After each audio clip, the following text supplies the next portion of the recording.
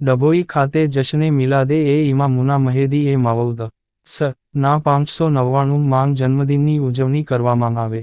ડભોઈ શહેરમાં વસતા હજારો મહેંદવિયા તાઈ સમાજના ભાઈ બહેનોએ જશ્ને મિલાદે ઇમામુના મહેદી એ મવઉદ ના 599 જન્મદિન પ્રસંગે તાઈવાગા વિસ્તારમાં તેમજ મહુડી ભાગોળ પરબડી પાસે 14 જલસા અંગે બંને સ્થળે હજરતો દ્વારા મોહમ્મદ પેગંબર સાહેબ તેમજ ઇમામુના મહેંદીએ મવઉદ અને કુરાનની રોશની માંગ બયાન ફરમાવી 14 જલસાને સંપન્ન કર્યો હતો.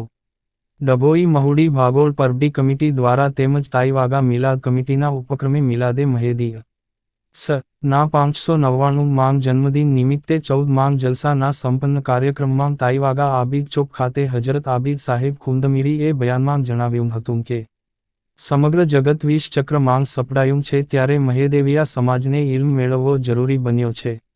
શરીરના વિકાસ માટે ખોરાકની આવશ્યકતા જરૂરી છે તેમ રૂહ આત્માને તેજસ્વી રાખવા ખુદાની ઇબાદત જરૂરી છે. મહેદવિયા સમાજ તમામ કોમ સાથે હળી મળીને રહે છે. કુરાનની રોશનીમાં બયાન ફરમાવી સમાજને એક તાંતણે બાંધવા રાહ અપનાવવા અનુરોધ કર્યો હતો.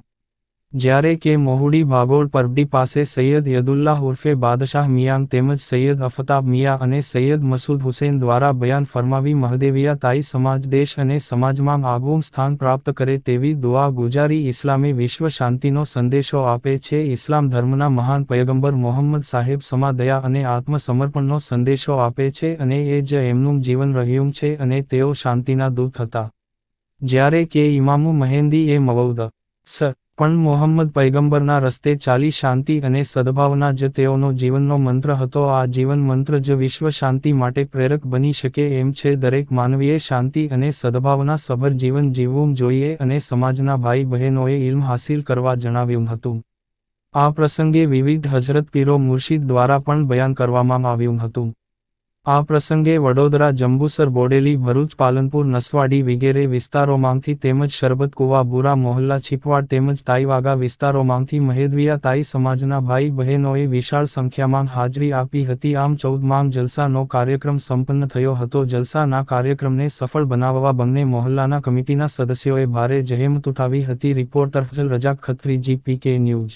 आमना सदखना है तो इस एतबार से इमामुना मेहदी अलैहिस्सलाम भाई सिर्फ अल्लाह के खलीफे की हैसियत से नहीं बल्कि ताबे ताम की हैसियत से और रसूलुल्लाह सल्लल्लाहु अलैहि वसल्लम के अखलाक और सीरत के नमूनों को दुनिया वालों के सामने पेश किया.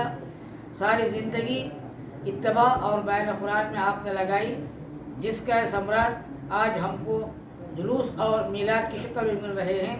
और हमारी ये मीलाद आज पहली नहीं है बल्कि बरसों से, जब से हमें शऊर पैदा हुआ, जब से हमारे दिलों में नूर पैदा हुआ, उस वक्त से आज तक इमाम मेरे सलाम की मीलाद भी करते हैं और जुलूस भी निकालते हैं. उसी तरह आज डभोई की सरजमीन पर आज ही के दिन जुलूस निकाला गया.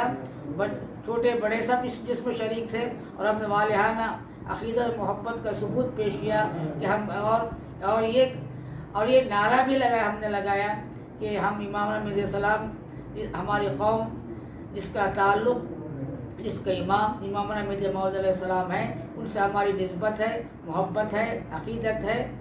और यही इसी बिना पर आज डभोई के सरजमीन पर भी एक बहुत बड़ा खुशगवार और शानदार जुलूस निकाला गया.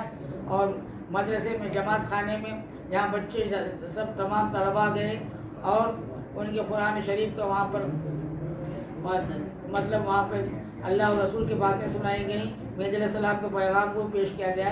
तो इस तरह से इमामना मेहदी मऊद अलैहिस्सलाम की मीलाद का जो मकसद ही यही है कि फिर से रसूलुल्लाह सल्लल्लाहु अलैहि वसल्लम का दीन और शरीयत दुनिया में ताज़ा हो और जिसके ज़रिए से हम सोए हुओं को जगाने के लिए और कुफर के अंधेरों को भगाने के लिए, हक़ का चिराग दुनिया में जलाने के लिए इमाम मेरे सलाम दुनिया में तशरीफ़ लाए और पर्दा फरमाए.